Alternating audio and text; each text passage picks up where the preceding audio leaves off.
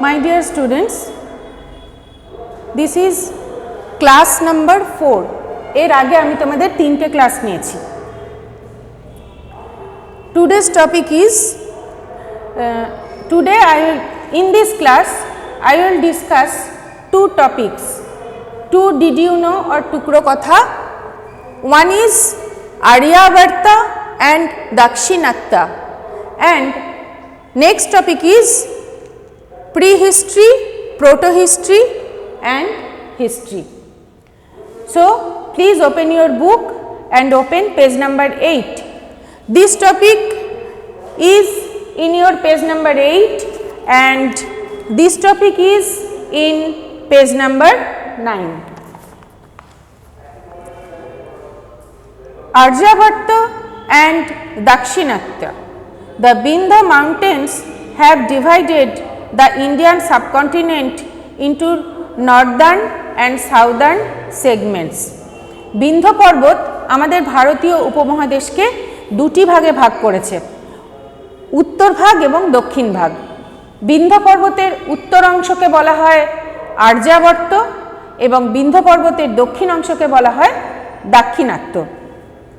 Generally, the Aryans lived in the northern part, which thus came to be known as Aryavart. উত্তর ভাগের নাম আর্যাবর্ত হলো কেন? যেহেতু আর্য জাতির মানুষেরা ভারতের উত্তর অংশে বসবাস করতেন, সেই কারণে বিন্ধ্য পর্বতের উত্তরাঞ্চলকে আর্যাবর্ত নামকরণ করা হয়েছে। The frontiers of Aryavarta underwent changes at different periods. আর্যাবর্তের সময়ের সাথে সাথে অনেক পরিবর্তন হয়েছে। Once upon a time, the entire North India was referred to as Aryavart. ধীরে ধীরে দেখা গেল যে ক্রমশ সমগ্র উত্তর ভারতকেই আর্যাবর্ত নামে অভিহিত করা হচ্ছে। There was not much Aryan influence to the south of the Vindhyas, কিন্তু বিন্ধ্য পর্বতের দক্ষিণ দিকে আর্যরা ক্রমশ ভারতের উত্তর পশ্চিম অঞ্চলে বসবাস স্থাপন করেছিল এবং তারা ক্রমশ ভারতের উত্তর পশ্চিম ভারত, উত্তর পূর্ব ভারত সর্বত্র তারা তাদের প্রভাব বিস্তার করেছিল। কিন্তু আর্যরা দক্ষিণ ভারতে তাদের প্রভাব অতটা ভালোভাবে বিস্তার করতে পারেনি, মাঝে বিন্ধ্য পর্বত বাধা হয়ে দাঁড়িয়েছিল। তো there was not much Aryan influence to the south of the Vindhyas. This southern part was known as দাক্ষিণাত্য। তো এই বিন্ধ্য পর্বতের দক্ষিণাংশকে বলা হয় দাক্ষিণাত্য or Deccan, stretched from Vindhya to Kanyakumarika. দাক্ষিণাত্য ডেকান বলা হয়। ডেকান প্লেটু, এই দাক্ষিণাত্য অংশটা বেশিরভাগই মালভূমি অঞ্চল। তো এই অঞ্চলটা বিস্তৃত ছিল বিন্ধ্য পর্বত থেকে কন্যাকুমারিকা পর্যন্ত। দ্রাবিড় ট্রাইবস লিভ দেয়ার, দ্রাবিড় নামক উপজাতিদের বসবাস ভূমি ছিল এই Dakshinatya. Hence the area of the south of the river Kaveri was known as Dravida দেশ। কাবেরী নদীর দক্ষিণ অংশ, সেই অঞ্চলটাকে দ্রাবিড় দেশ নামে অভিহিত করা হয়। Language spoken there were known as Dravida language. এই দ্রাবিড় দেশে অর্থাৎ কাবেরী নদীর দক্ষিণ অংশে যে ভাষায় কথা বলা হয় সেই ভাষাগুলিকে দ্রাবিড় ভাষা বলে অভিহিত করা হয়। পরবর্তী টপিক হচ্ছে প্রিহিস্ট্রি, প্রোটোহিস্ট্রি and history. Page number 9. Tales of which antiquity does history narrate? At one time, people did not know how to write. এই যে আমরা ইতিহাসের কথা জানি তা কতটা প্রাচীন, এইটা কিভাবে হিসেব করা হয়, এইটাকে মোটামুটি 3টে ভাগে ভাগ করা হয়েছে, প্রিহিস্ট্রি, প্রোটোহিস্ট্রি অ্যান্ড হিস্ট্রি।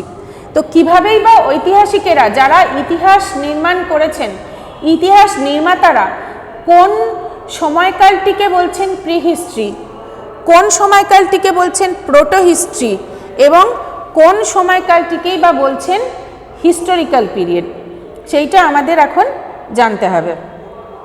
বলছে অ্যাট ওয়ান টাইমস, একটা সময় মানবজাতির ইতিহাসে এমন ছিল, people did not know how to right, কিভাবে লিখতে হয় সেটা তারা জানতো না। মানুষ একটা সময় লিখতে শেখেনি। Therefore we had to imagine events of those times, আমরা যে সময় মানুষ লিখতে শেখেনি সেই সময়কার কথাটা মানুষকে খানিকটা কল্পনা করে নিতে হয়, কিন্তু সে কল্পনা কখনোই লাগাম ছাড়া নয়, সেই কল্পনাকে অবশ্যই হতে হবে বাস্তব ভিত্তিক। তো যে সময়কালটা আমাদেরকে কল্পনা করে নিতে হচ্ছে, যে সময়কালের কোনো ইতিহাস, কোনো লিখিত ইতিহাস নেই, সেই সময়কালটিকে বলা যেতে পারে pre historic Ira. Pre historic Ira, তাহলে ইরা কথাটা, এই যে ইরা, ইরা কথাটার মানে কি? ইরা কথাটার মানে হচ্ছে যুগ বা সময়কাল। The word pre means before. Pre means before.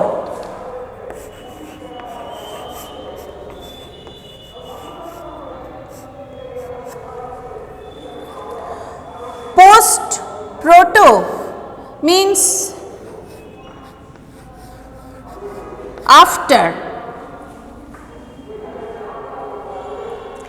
The word pre means before.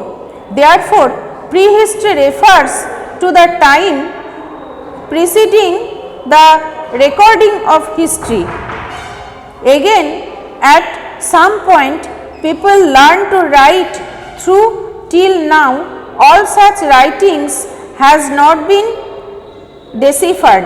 যদিও মানে ডেসিফার্ড মানে পাঠোদ্ধার করা, যেমন সিন্ধু সভ্যতার লিপির এখনো পাঠোদ্ধার করা হয়নি, কিন্তু তবু লিপি তো আছে, লিখিত কিছু ডকুমেন্ট তো আছে। তো যে সভ্যতার বা সময়কালের লিখিত কোনো ডকুমেন্ট নেই তাকে বলছে প্রি হিস্টোরিক ইরা, এবং যে সময়কালের লিখিত ডকুমেন্ট আছে তাদের বলা হচ্ছে প্রোটো হিস্টোরিক ইরা বা প্রোটো হিস্টোরিক যুগ। ইতিহাস প্রাক ইতিহাস, পরবর্তী ইতিহাস এবং ঐতিহাসিক যুগ। That means writings of olden times are available, but not all can be read. Those times refer to the proto-historic era. The age about which records are both available and deciphered is known as historic era. তাহলে যে সময়কালের ইতিহাসের মানে পড়া গেছে, লিপি আছে, কিন্তু তার পাঠোদ্ধার হয়নি এমন নয়, সেই ইতিহাস পড়াও গেছে এবং সেই ইতিহাস লিখিত ইতিহাস আছে, এমন সময়কালকে বলা হচ্ছে historic Ira. However, these divisions are mainly for the sake of functionality. ইতিহাস বিষয়টা তো অনেক ভাস্ট বিষয়, অনেক বিস্তৃত একটা বিষয়, তো সেই বিষয়টাকে তো আমাদেরকে সময় ভাগ করে, নিজেদের সুবিধার্থে সময় ভাগ করে পড়তে হবে। সেই কারণে ঐতিহাসিকরা বা যারা ইতিহাস নির্মাণ করেছেন তারা ইতিহাসের সময়কালকে এই তিনটে বিশেষ ভাগে ভাগ করে নিয়েছেন। History talks about past Times, ইতিহাস আমাদের অতীতকালের কথা বলে। However, ancient that might be, irrespective of whether people knew how to write or not, or even whether such writings were legible or not. History is all about the tales of the past. তো লিখিত ইতিহাস থাকুক বা না থাকুক, লিখিত ইতিহাস থাকলেও সেই ইতিহাসের পাঠোদ্ধার করা যাক বা না যাক, ইতিহাস আমাদের অতীতের কাহিনী শোনায়, অতীতের কথা বলে। তো ইতিহাসকে জানতে গেলে সেই কারণে আমাদের এই তিনটি ভাগে ভাগ করা হয়েছে সময়কালকে। এরপর তোমাদের পরবর্তী ক্লাসে ক্যালকুলেশন অফ ওল্ডার টাইমস এই বিষয় নিয়ে পড়াশোনা বা আলোচনা করা হবে। আজকের মতো এই পর্যন্ত।